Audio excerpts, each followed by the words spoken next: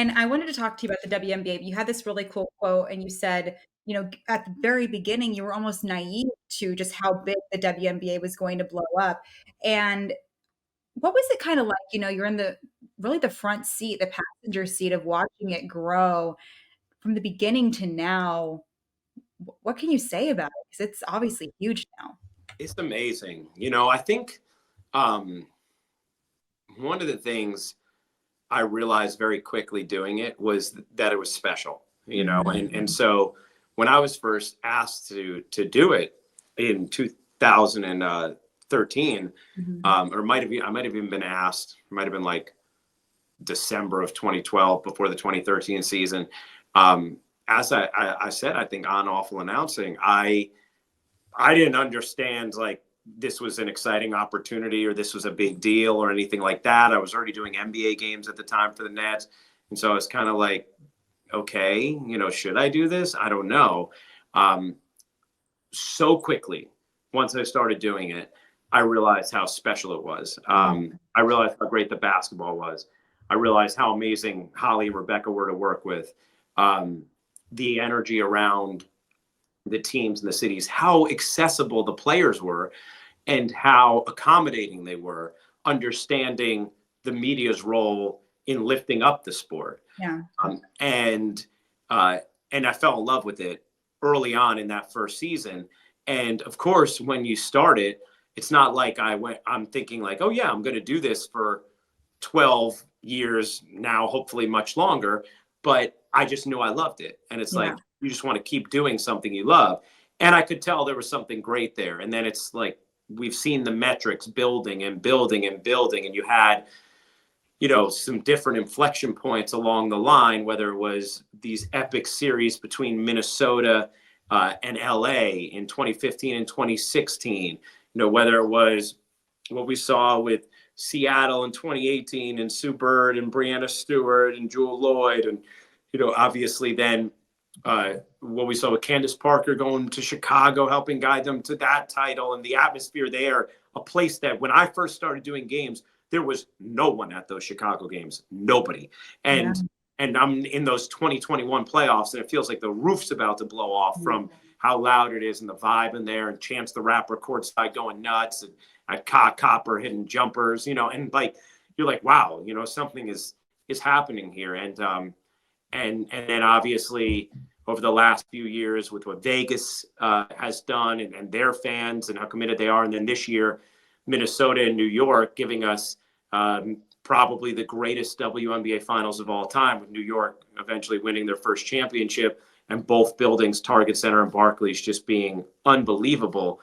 You could just feel it building and building. And of course, the thing that took it from this simmering fire where everything's going up and turned it into an inferno was Caitlin.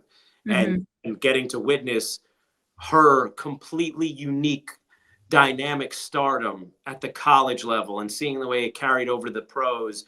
She's a supernova like we just have never seen before. And I just feel so grateful that I get to help document her Mhm. career. It comes at this time where women's basketball was primed for this pop, and Yeah. she's the star they needed to take it to the top.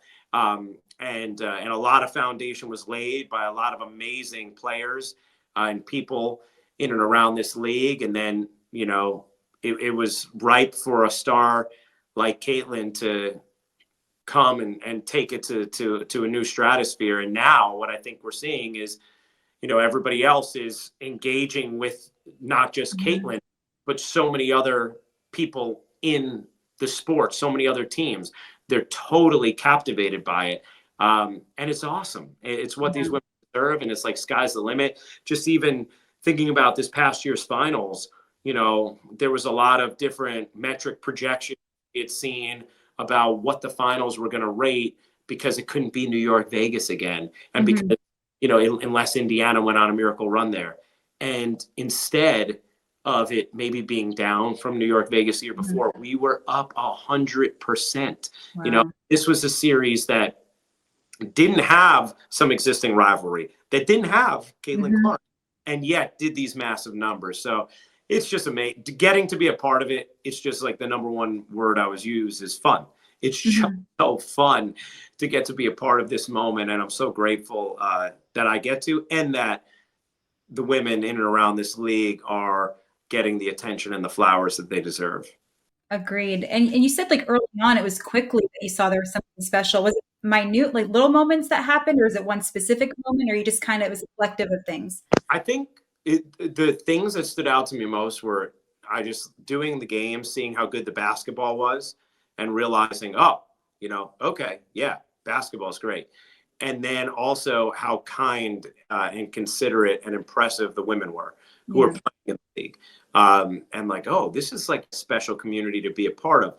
There is a connectivity and togetherness, I think, for all of us that cover women's basketball, and then everybody who coaches it and plays it, Mhm. that is different than other sports. You know, probably the foundation of it is in large part because these women have had to fight so hard to get the level of media coverage that they Mhm. deserve, because they haven't gotten the investment they deserve over the years. And so I think they're appreciative of all of us who are trying to build up the sport, and then we're appreciative of what just amazing ambassadors they are and how considerate they are of our jobs. Yeah. And so you kind of feel like you're in it together. And there's I mean, like there were when the national championship game happened this past year. And it was such an incredible game between Iowa and South Carolina, and it was the crescendo of this unbelievable season. And when we had our ESPN wrap party, there were so many people there who have been a part of the sport forever who were in tears just Yeah. thinking about like this culmination, like finally reaching this pinnacle, this apex, this moment they've been fighting so hard for. Mhm. And I think, and I may word it slightly differently, but I think the spirit of what I'm about to say is in line with something my good friend Sue Bird talks about all the time. Is she talks about how the WNBA specifically had its diehards, right? And Mhm. people that is just never going to get, right? Yeah. You're not a fan. Not everybody likes everything. That's okay.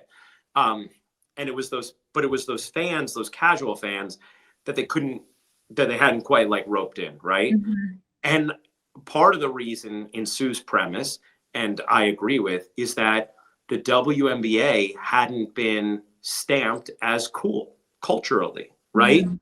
It was much more used as a punchline on something like SNL than it was lifted up. And Mm.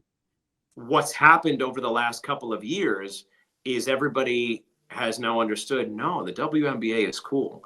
And so people who are getting exposed to it and want to like it and do like it are, I think, confidently able to lean into how awesome it is. And then those conversations at the water cooler happen. And you're talking about, like, at my dad's golf club this year, every single time I went and played with him, it was questions about the WNBA. Mhm. That's unique and new. And I don't know if those people, would have felt comfortable enough to be talking about the Right. WNBA in years past. And now it's just, I think everybody understands how awesome it is, how cool it is. These women they're just like ridiculously dynamic, both on the court and off. And it's, I mean, obviously, as you can tell, I get, very verbose about the W, but it's a passion because it's at a time where it's just so awesome, so exciting to be a part of. And it just feels like, it just feels like it's just beginning. Not to make everything about ratings, but I was saying this to one of my colleagues the other day. I'm like, if you got to, if Caitlin Clark is in the WNBA finals, and now we're going to 7 games, the series. If there's a 7th game of the WNBA finals with Caitlin Clark in it, how many millions of people are going to watch that? Like Yeah.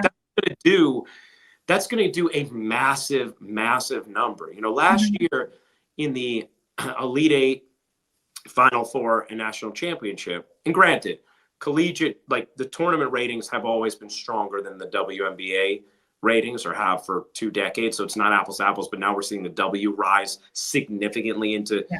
7 figures as well. But like all 3 of those games did bigger ratings than the NBA finals have over the last 5+ years, so it's like, Mhm. there's as big as it is, I still don't think we fully comprehended how big it can be.